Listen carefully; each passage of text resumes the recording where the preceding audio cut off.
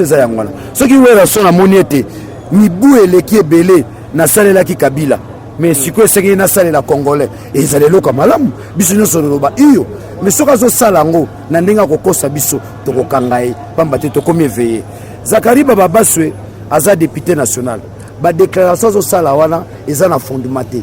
Député soki amoni likambo esepelisi ete ainterpelaka bato na parlement non pas osalaka badéclaration ndenge moko na biso tokosala tozobunda bitumba ye aza na parlement ye aza na fimbo ata na botola fimbo yango na botola ya fimbo seul peuple balibéré là c'est une escroquerie politique au Laurent Désiré Kabila Sall libérateur au niveau peuple a se libéré beaucoup ce qui peuple va libérer dans nous donnons comme dictateur c'est ce qui s'est passé avec Laurent Désiré Kabila dans à libérer Bissou et puis décision de ça je suspends toutes les activités politiques notamment les partis politiques.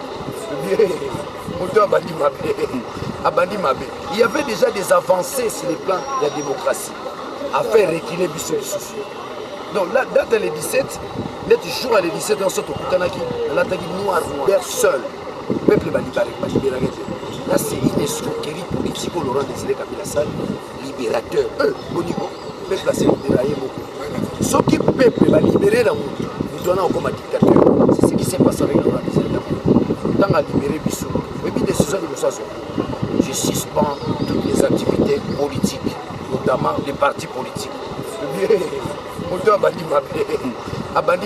Il y avait déjà des avancées sur le plan de la démocratie à faire reculer Bissou Bissou.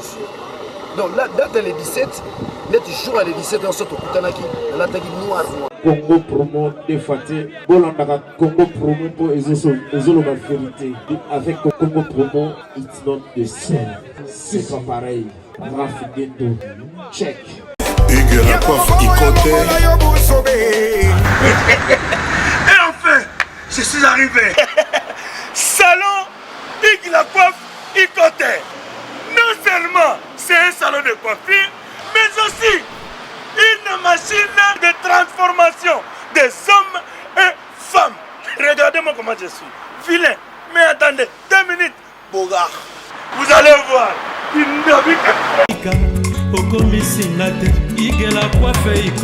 Hugues la coiffe Ikoté.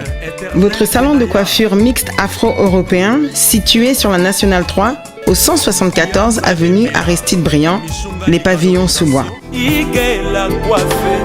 Pour plus de précisions, veuillez nous contacter au 01 41 55 00 00 ou encore sur notre site hugueslacoiffeikoté.com. Nous sommes ouverts tous les jours de 8h à 20h, même les jours fériés. Hugues la coiffe Ikoté, l'homme qui coiffe la ville. Hugues la coiffe Ikoté, le salon de coiffure mixte afro-européenne de proximité. Au 174 avenue Aristide Briand, les pavillons sous bois sur la Nationale 3. Un seul numéro, 01 41 55 00 00.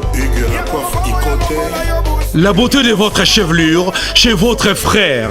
Hugues la coiffe Ikoté, même père, même mère. Chikicha, chikicha, cha cha. La beauté peut tout changer. Salon Hugues la coiffe Ikoté. Quelle beauté! Sexy pour les femmes, dindindi pour les hommes.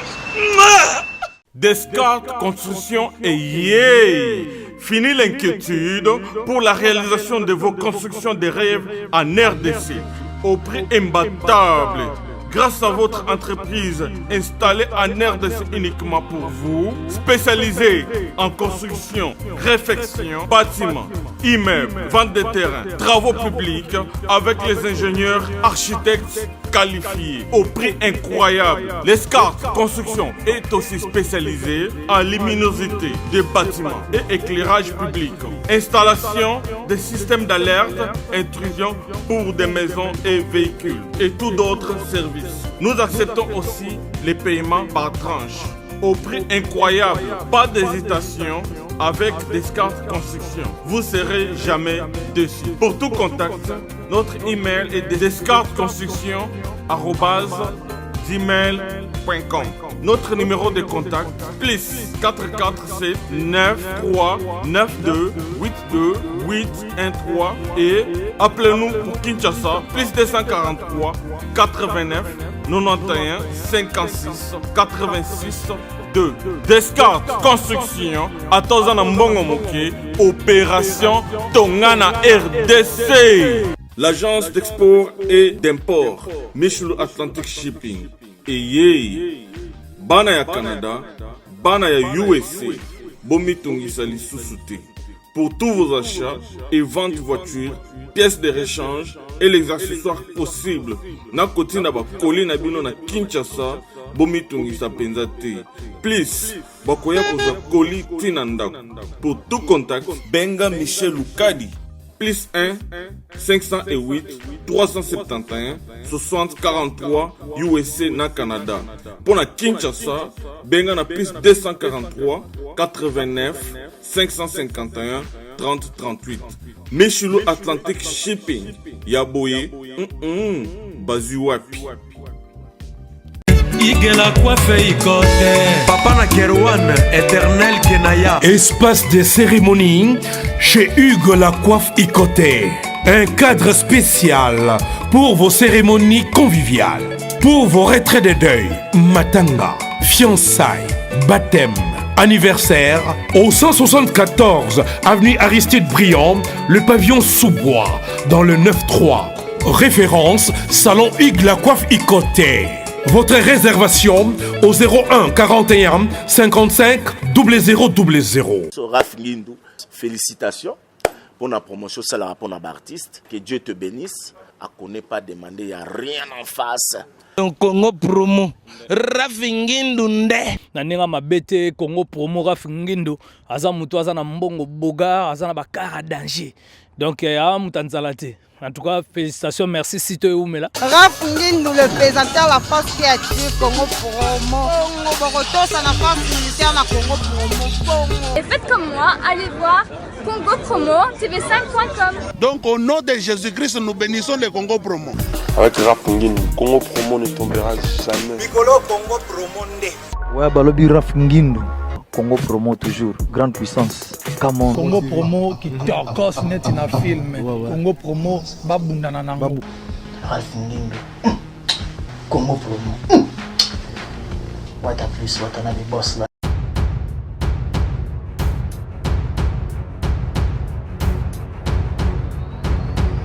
Bonjour très chers internautes, bienvenue dans votre grande émission qui vous aime beaucoup avec Yves Ipan, tous des infos. La fin de la série continue toujours à votre site Congo Promo TV avec les boss américains Raf Ngindou et boss Dallas. Merci à toi, Gianni Célèbre Image, le RDC ainsi que les condos qui assurent Serge Piana. Là je vois directement mon vieux à Cathy Dominique qui est le 100% Moussagata vraiment dans Londres et la Bossagnoté Kabakaba on tue les champions de Genève et puis mais on a le président Claude Domas les gars non à l'autre la depuis Londres et sans oublier Guillaume Tissoaka le président de Congo dans les États-Unis et pourquoi pas aussi à toi Jean Mouluma il était sorti de Bruxelles on a moni déjà hein, les boss Junior Tunga na kati Las Vegas on a kati États-Unis Bambote Belé aussi na Raman bébé qui te connaît Gandhi à Paris na moni de konanga kati qui c'était le fétiche papa na Riben et le vieux Jimmy dit l'entour de la parrain na kati à Paris go monter maman na biso Élysée et Bambote Belé na Kaba on chiku na yo yebi mon vieux kati et sans oublier de konanga aussi hein John Lubila ba Élysée Belé Bambote Belé aussi na maman na biso Milinze Mamote mais tous pepele ambeto de maman Likelemba et sans oublier Pangdema harmonica Akassel Tsunga Veuve Parfum yo yebi Believe Munga Fondation tous orphelins. Voilà, agence pas comme les autres. José Baïla, JB Service, agence aussi. Voilà. Les Moga Gatara, tout ça, José Baïla. Suivons ensemble si nous sommes en connexion avec toi, Gianni Célèbre Image. Les Safou, to Monio, na Messi, and Ronabiso.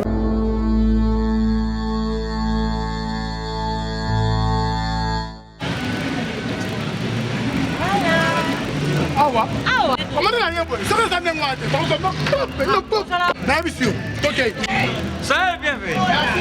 Bonjour, bonjour. Bonjour.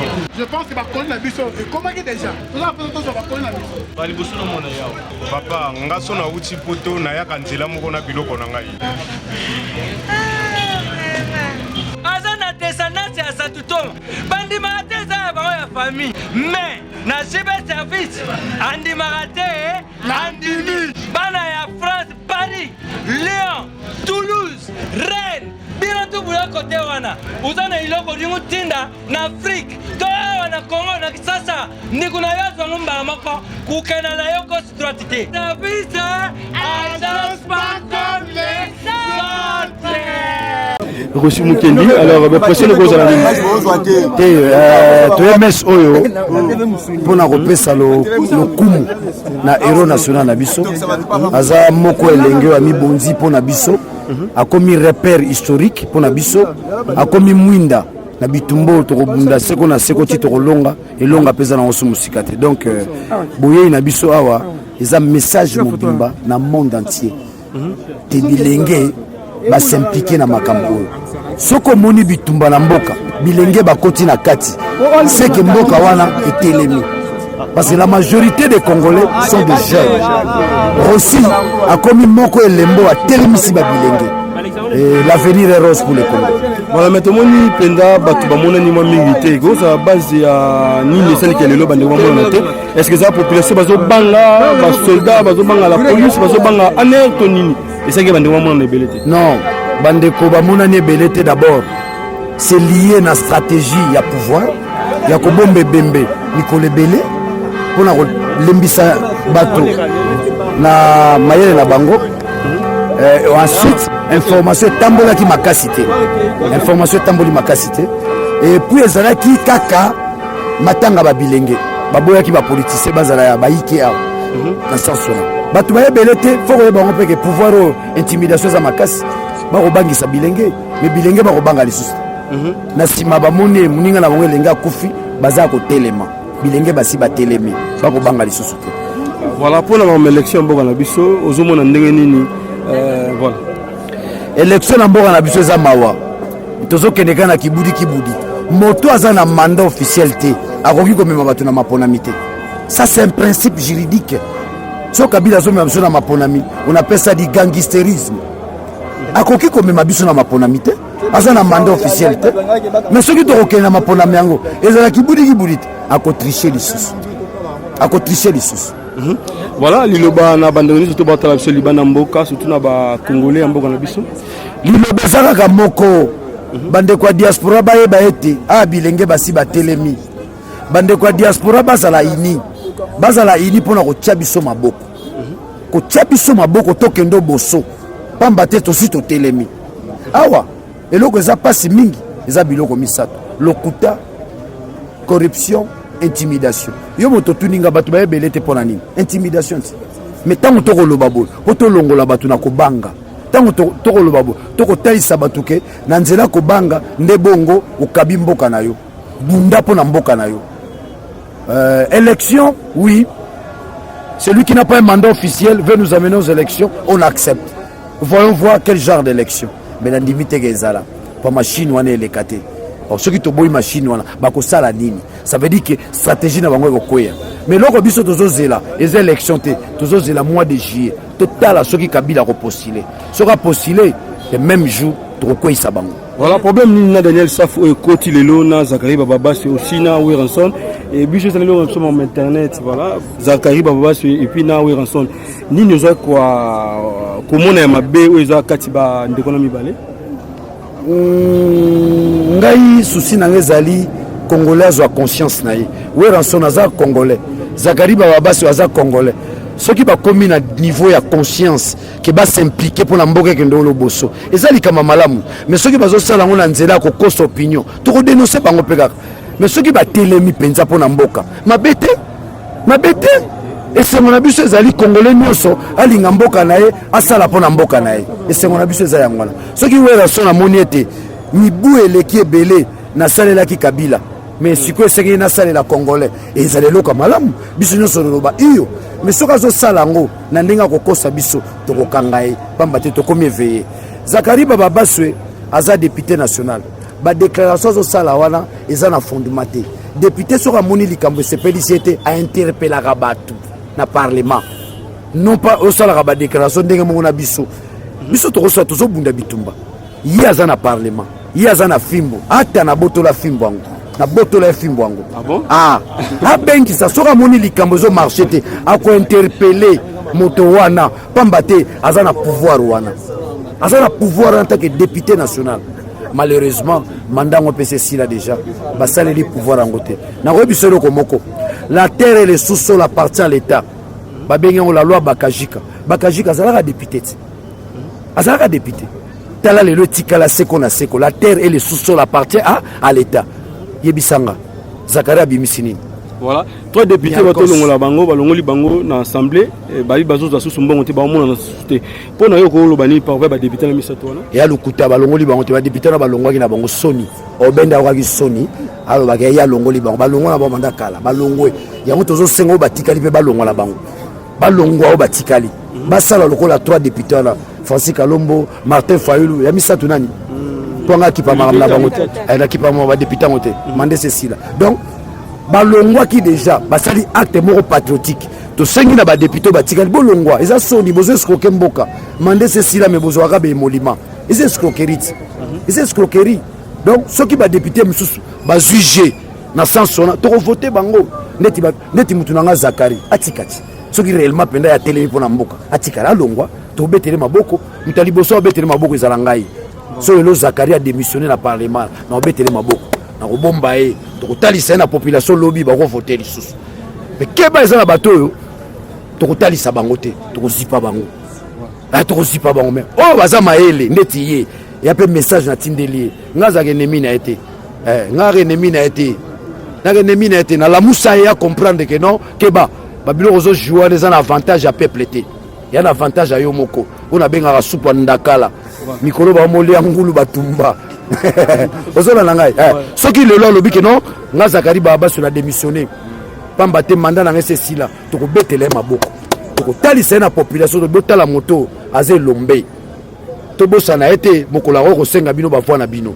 Il est encore temps que Zakari change. Il est encore temps que Wera change. Il est encore temps batola tout va changer baya côté na biso tala kaso to ba Wera ba jibe tozibas batutu wana basai bakoye moko nani quadra korama tozwi bango nyonso twala bachala mwana marche soto bwaki marche nakasi marche wana tozala 10 millions pouvoir à recharger point de vie mais bango baza côté na bango baotalaka mabumbu na bango mais bazoyoka yango mpe bazoyoka yango. Donc j'encourage Wera ensemble si seulement si aza na schéma moko positif.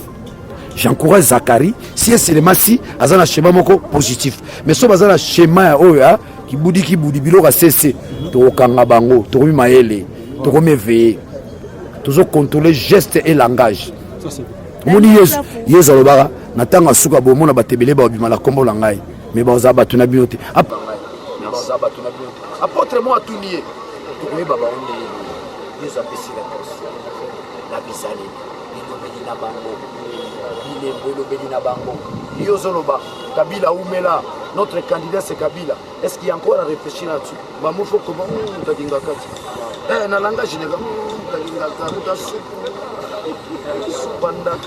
Daniel Safu, tofetaki nibu somi na mibale na moko 21 ans déjà toujours baketashika mpona yo koloba kundaka ngai koloba kundaka peuple un peuple se libère seul. Peuple va libérer. Là, c'est une escroquerie politique au Laurent Désiré Kabila Sall, libérateur. Au niveau, le peuple s'est libéré beaucoup. Ce qui peuple va libérer là, nous donnons comme un dictateur. C'est ce qui s'est passé avec Laurent Désiré Kabila. Tant à libérer Bissou, et puis décision de l'Ossazon. Je suspends toutes les activités politiques, notamment les partis politiques. Il y avait déjà des avancées sur le plan de la démocratie à faire reculer Bissou. Donc là, date les 17, les jours à les 17, on sort au Kutanaki, on a tagi noir, ketchup noir, pantalon noir, chemise noir, pour me souvenir des vies à misère, na souffrance. Bandaki bongo na André Afdel. Oh, les comme Pépère. Zara eloko mort Afdel Pépère. Donc, that's one. eza date moko ya mawa ya soni eza date babotolaki biso bonsomi na biso bonsomi bakoko na biso babundaki babotolaki biso yango le 17 mai oyo lelo bakomi kovimbisa mapungu bakomi na lolendo ya kolobela bamotoka bandako ya milai biso tozosouffrir. C'est cette date le malheur du peuple congolais a commencé le 17 mai, soi-disant une libération. Lelo biso totikali akenda mpe na libération monitaka babomie mpe na libération lelo toza libéré. C'est une escroquerie politique, mais c'est ici la vraie libération. Yango ozomona balosi bazokufa. Nous allons libérer le Congo, nous Congolais, dans l'ensemble, pas une individu. Lelo opposition ezala peuple ni mobimba peuple azoli ya malamu te kure ezalaka te nzela ezali te bana bakotanga malamu te okosala ozofutama te ata okosala ozofutama mabe bato mpe mosala ezali te yango wana te opposition yango wana peuple yango. Donc date le 17 mai ezali symbole ya malheur na biso ya misère na biso tokoti bongo na paradigme ya kanai na kanai kaka omeki bakangi yo omeki baenleve yo omeki batioka sho na ce sens. Donc mon nom le 17 mai esenga bamutu pasi moni bakadogo tokomi sikoyo wapi na likambo ya rapatriement ya corps si napesa modo de bilbaneke ya te tisekedi akunda bitumba mpona légitimité ya pouvoir lelo ya kufi bato bakunda ye baza na légitimité c'est contradictoire et dichotomique jamais bana napesa modo de bana poto bokanga moko ya te po tozwa pouvoir tokunda vie na biso avec honneur yo ndiminga na matanga tisekedi cibala pembe mosoluka guerre civile eya nango te donc nga na ye bembe parce que mende aza na pouvoir ye pa ye bembe ebembana eza ebembe tolata bacostume a jeté serge pesa bacostume nanga ebembana tisekedi ebembe nomoni bacostume pembe ya jeté tozosala lolena papa na biso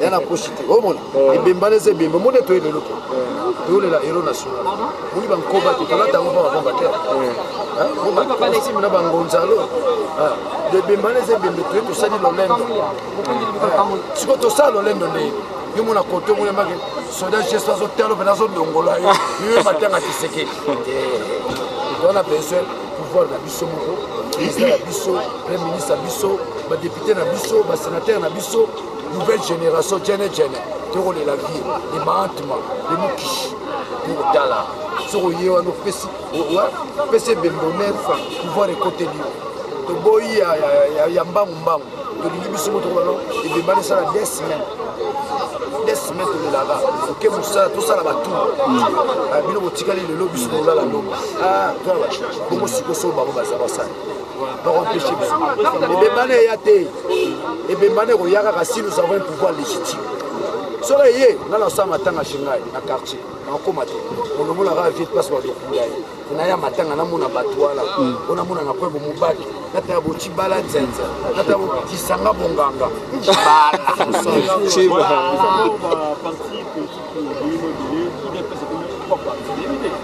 bozoloba 4 parti néanmoins makambo yango bozogera ngo ndenge ni besoin eza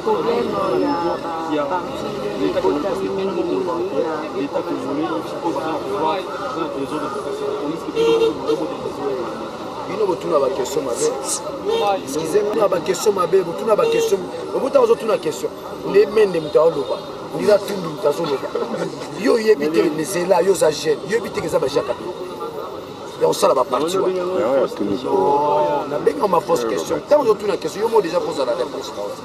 Tu dois voir l'actualité du pays, tu dois voir les contours. Il y a beaucoup de gens qui ont marché. Il y a bien honte que l'IDPS n'a pas mourir à Tshisekedi. Bon, ça, il y a bien honte, je t'enseigne. L'IDPS, c'est l'objet de 13 parlementaires. Au bout de revoir à Grenade, dans 4 jours, 12 Bapanzani, à Tigala, il est mort Tshisekedi. Il a corrompu tout le monde. Tshisekedi est resté seul face à l'idéal, a conduit l'idéal à moitié de notre comité. Oh, nous sommes dans la salle. Bon, bah, l'équipe a beaucoup de corruption. Baleki mobutu na corruption mobutu yaki na ngwaela ekuti baba na mbongo te mbongo ba bradage ba carré minier comme ça vous comprenez donc IDPS moko za kaka ya Tshisekedi ozomona na Tshibala Mubaki bazala kutu na IDPS na conférence nationale souveraine Mubaki nani Tshibala baki na société civile On peut se sur information sur les journalistes. Tant qu'on a fait les comptes, on a dit cette semaine, Chibalan Zenze, Agina Kabila Gaïta Kakuchi. Il est revenu à l'IDPS au nom, n'est-ce pas, de la réconciliation kassaïenne. Donc c'est quelqu'un qui va trahir déjà l'IDPS Bandakala, ma Bengana déjà. Vous comprenez? Donc, si on a une fabrication de pouvoir en place, c'est un pouvoir des mensonges, c'est un pouvoir de la corruption, c'est un pouvoir des intimidations. Donc, question, ils ont se retrouvé dans le contexte parmi les 3 axes de pouvoir, les mensonges. Pour battre, l'IDPS, c'est 4, tant que dans ma économie, va affaiblir l'IDPS. À ta bongo, surtout continent Nzungu, Tikala. l'IDPS, c'est bon. Il y a l'IDPS qui bat ses députés.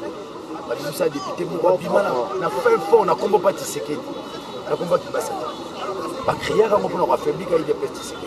Vous comprenez, ce sont les mêmes stratégies qu'on a connues hier avec Mobutu, parce que Julie Kabila est entouré na batundu ba mokolo kombo ba kenwa dondo bazo yise quand na ba recette à Mobutu et simbate mental comme déjà du colo vous avez le peuple congolais a dit colo kengo. Oh, il y a 20 ans kenwa zaki di colo peuple et le peuple a monté na kengo 82 ans, conscience est zéro. Conscience est zéro. Daniel Safoulé, le président de mon père, il y a transport dans la province de Kinshasa, tantôt Emati, Katiba chauffeur, Bazo Lela, Balobi que transport, Bazo qui dit ça, carburant et Zali pour quitter à tant que moi, Namboka, pour passer Pergamingo, le Belabo, Nabango, le camion, le Bapona. Et aussi, nous sommes au transport et mati, au bateau foutama, au Kourezaki, au Lipa, sur les faux problèmes. Aujourd'hui, les problèmes du Congo, c'est capillé. Sur le transport. Le transport, ils ont bien carburé.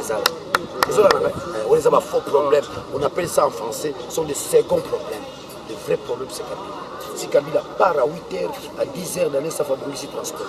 Donc, fais-le. Voilà, la population qui n'a pas. Un mot par rapport à Badias. Et puis, numéro de téléphone. Bon, numéro de téléphone, tu peux s'arrêter, sauf que si le numéro de téléphone est comme on nous sait, tu peux s'acheter le numéro de téléphone. Tout le monde est au bout d'un autre pour nous taper ça, tu peux ça la sauver. Ceux qui ont mon Hollande, au monde, on a Tindi Mbongo, c'est une bonne chose. Vous n'allez pas mourir ensemble, ma copa Congo va pas mourir. Mais ce moment, on a une Tindi de Mbongo pour nous contrôler aussi. Nous sommes incontrôlables. Nous avons une vision de ce qu'on a atteint. Base à la Ménia, la Bolingo, la Bissou, la toujours Bouddha. Nous avons Balia. Pour sacrifier vie na biso. To komi bongo moni bato batongi to komi lolendo ya mboka, une fierté nationale. Zo la pesi numéro za mala. Yo pour za numéro pesi bango. To ko za la ga te le bakino ba to sopana ga te. Ata to za batanzala. Moi personnalité faut ça. To pesa na zo ba numéro. Mais numéro ko pesa. Poto yango za diviser en deux blocs. Ils ont la poto balingi Congo, ils ont la poto pe bazo soutenir Kabila.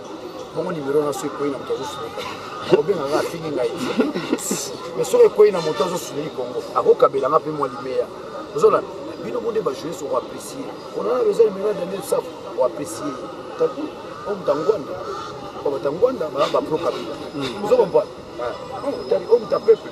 Mais c'est l'essentiel. Donc, aujourd'hui, tout ce qui est transport, tout ce qui est je ne sais pas quoi, école à Bana, c'est un second problème. Le vrai problème, c'est le départ des Kabila. Sera qu'il y a 8 heures. Dans 11 heures, tu as ici transport. Voilà, merci.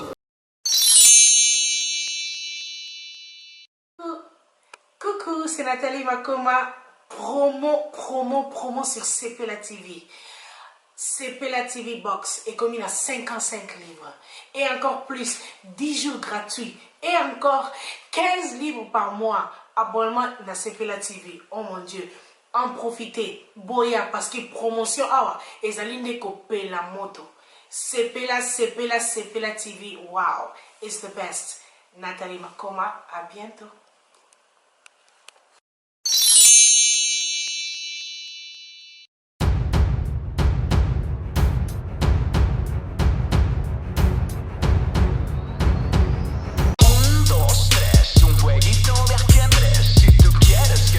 Bonjour à tous, vous êtes sur Congo Promo.